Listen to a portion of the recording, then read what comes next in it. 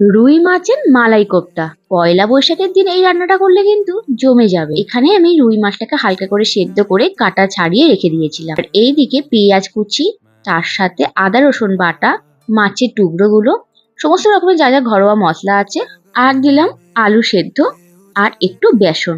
এই সমস্ত উপকরণ দিয়ে একটা ভালোভাবে পুর তৈরি করে নিলাম। হাতে সামান্য পরিমাণ তেল মেখে একটা একটা করে কাবাব টাইপের শেপ করে নিলাম। এইদিকে তেলটা গরম হয়ে গেলে একটা একটা করে কাবাব ভেজে রাখলাম। মালাই কোপ্তা করার জন্য যে বাটনাটা তৈরি করতে হবে সেটা বলে দিই। কাজু, কিশমিশ, কাঁচা লঙ্কা, আদা, রসুন, পেঁয়াজ, সাথে একটু তেল দিয়ে একটা বাটনা তৈরি করে দিলাম। এবার ওই একই তেলে গোটা গরম মশলা দিলাম, সাথে বাটনাটাও দিয়ে দিলাম।